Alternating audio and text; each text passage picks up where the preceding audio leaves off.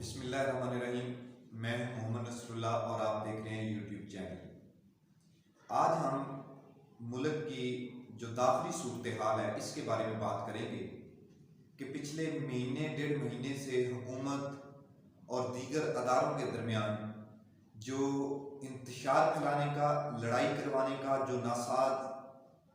ناپاک منصوبہ بنایا جا رہا ہے وہ کس حد تک سیریس ہے اور اس کو ملک سے کس قسم کے خطرات لائق ہیں اور اس کے پیچھے کون ہے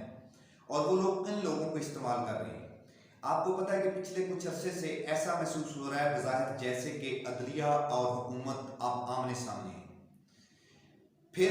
یہ تاثر دینے کی کوشش کی گئی وکلاء کی پشت پناہی کر کے، وہ وکلاء جو اپنے پروفیشن کے ساتھ لائن نہیں ہیں، ان کو صرف پیسہ چاہیے، ان کو سیاسی جماعتوں کی سپورٹ چاہیے ہوتی ہے، ان کو سیاسی جماعتوں سے فنڈنگ چاہیے ہوتی ہے، سیاسی جماعتیں ان کے سر پہ ہاتھ رکھتی ہیں، ان کو مختلف قسم کے عہدے دیتی ہیں، بارز کے جو الیکشن ہوتے ہیں ان میں ان کو سپورٹ فراہم کرتی ہیں، فنڈ دیتی ہیں۔ وہ وکلاء اور حکومت کو لڑانے کی کوشش کی گئی۔ ہاں، اس میں یہ نہیں، جب ہم کسی ادارے کی بات کرتے ہیں تو اس کا مطلب نہیں کہ ایز اے ٹوٹیلٹی وہ ادارہ اس طرح کا۔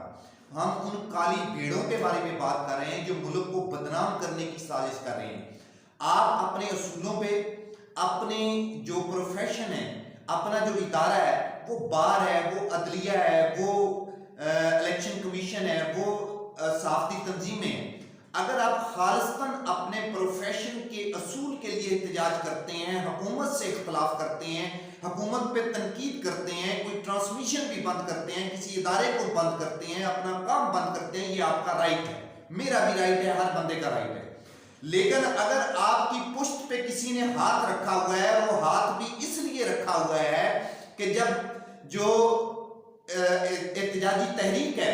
پی ڈی ایم، اس سے کچھ بن نہیں پا رہا ہے، یہ گورنمنٹ کو کسی ڈنٹ ڈالنے میں کامیاب نہیں ہو رہی ہیں، ان کی کوئی سٹریٹ پاور نہیں ہے، اپوزیشن ساری کی ساری خود ایک پیج پہ نہیں ہے۔ بلاول بھٹو زرداری نواز شریف پہ عدم اعتماد کا کرتے ہیں اور نواز شریف اس پہ اعتماد کا اظہار نہیں کر سکتے، مریم اس پہ اعتماد نہیں کرتی، ایک دوسرے کی اندر سے انٹرنل ٹانگیں کاٹ رہے ہیں۔ فضل الرحمان کو دونوں استعمال کرتے ہیں ٹیشو پیپر کی طرح، اس کو پھینکنے کی کوشش کرتے ہیں باہر، ٹھیک ہے۔ اور فضل الرحمان صاحب حکومت میں آنے کے چکر میں اور اس سیٹ سے دوری کے چکر میں استعمال ہونے کے لیے ایوری ٹائم اویلیبل ہوتے ہیں۔ یہ اصول ٹھیک نہیں ہے۔ ابھی کل بھی جو ہوا، صدر پاکستان کے جو جوائنٹ سیشن کو ان کا ایڈریس تھا، اس کے موقع پر ایک احتجاج تو باہر ہو رہا تھا جس میں وہ لبرلز آنٹیاں 8-10 تھیں جو ہر وقت ریاست کے خلاف جو بھی ایجنڈا ہوگا، جس سے پاکستان کی عزت پہ حرف آئے گا، جس پہ اداروں کی عزت پہ حرف آئے گا، جس پہ اداروں کو عالمی میڈیا یا انڈیا کا میڈیا وہ گیدے گا، روندے گا، اس ایشو کے لیے وہ 1 سیکنڈ کے اندر اٹھ کے کھڑی ہوتی ہیں۔ مگر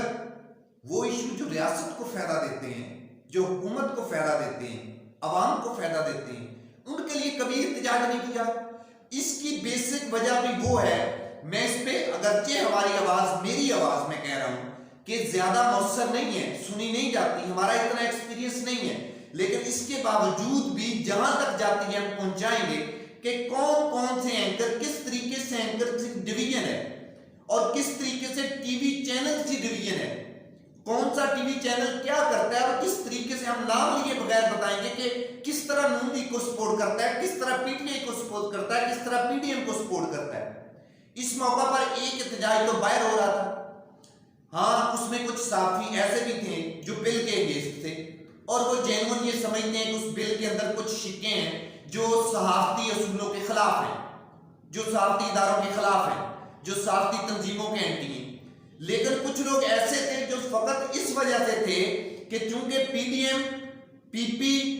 بلاول بھٹو زرداری بھی ادھر ہوں گے، لہذا اس کو ایشو بنایا جائے تاکہ کسی طریقے سے گورنمنٹ کسی ایسی لڑائی میں الجھے، انگیج ہو۔ اور مولانا فضل الرحمان، کل ان کی آپ نے حالت دیکھی ہے، وہ اپنی سیٹ سے دوری کے چکر میں، وہ وزارت سے دوری کے چکر میں، وہ ان کو کچھ سمجھ نہیں آ رہی، وہ اس طرح بیٹھے ہیں پارلیمنٹ کے باہر، کل بیٹھے تھے جیسے 44 لاکھ کی لسی پی کر وہ دوبارہ سے جیسے بھیک مانگ رہے ہیں کہ خدا کے لیے پارلیمنٹ کے باہر تو سکون سے بیٹھنے دو عمران خان صاحب، میرا اتنا تو حق ہے کہ میں پارلیمنٹ کے باہر تو بیٹھ سکوں، اندر نہیں آ سکتا ہوں۔ تو इस मौका पर जब, अच्छा दूसरी बात, मैंने आपको प्रेस गैलरी का भी बताया था कि उसमें भी सहाफी एहतजाज कर रहे हैं, मगर असद कैसर साहब ने जो एक पॉइंट दिया है, उन्होंने कहा कि सहाफी इसमें दो हिस्सों में डिवाइड थे और इनका इस मौका पर था, एक कहते थे एहतजाज करेंगे, दूसरे कहते थे नहीं करेंगे, और ये जो पीछे इनके मास्टरमाइंड हैं, इनकी कोशिश ये थी कि इन दोनों सहाफियों को लड़ाकर किसी बंदे को उधर डैमेज किया जाए, जख्मी किया जाए। उस मौका पर जब पाक अफवाज के सरबराहान भी उधर मौजूद हैं, बहुत से मेहमान भी मौजूद हैं, सदर पाकिस्तान जॉइंट सेशन को एड्रेस कर रहे हैं, ये लोगों नापाक मंसूबा था, क्योंकि इस मंसूबे का इल्म असद कैसर साहब के पास इसलिए हुआ, उनको ना होता कि वो सहाफी जो प्रेस गैलरी से एहतजाजन वॉकआउट नहीं करना चाहते थे, उस सेशन को अटेंड करना चाहते थे, उन्होंने जब असद कैसर साहब से वो पासेस की बात की और उन्होंने इस चीज की यकीन दहानी कराई कि गैलरी के अंदर किसी किस्म का हल्ला गुल्ला नहीं होगा, उन्होंने फिर खुद माजरत की कि हम अपनी कमिटमेंट पूरी नहीं कर सकते, क्योंकि जो दूसरा पैनल है, दूसरा धड़ा है, दूसरा हिस्सा है, वो इस चक्कर में था कि किसी न किसी सहाफी को लड़ाई करके डैमेज कराना है। आप जरा कौम खुद सोचें, इदारे सोचें, सहाफी सोचें, टीवी चैनल सोचें, अगर उस मौके पर उधर सहाफी तंजीमें आपस में लड़ती तो पाकिस्तान की कितनी बड़ी बदनामी होती। ये वो घिनौना मंसूबा था, और इसी तरह का मंसूबा जो था ये पार्लियामेंट के बाहर बना हुआ था, मगर गवर्नमेंट ने अपनी हिकमत अमली से, गवर्नमेंट ने अपनी तदाबीर से इस सारी की सारी प्लानिंग को, फवाद चौधरी साहब का इसमें बहुत बड़ा हाथ है, असद कैसर साहब की इसमें बहुत बड़ी स्ट्रगल है, उन्होंने इस नापाक मंसूबे को खाक में मिलाया। हाँ एक बात, जो भी मंसूबा जिससे रियासत की इज्जत पे हर्फ आएगा,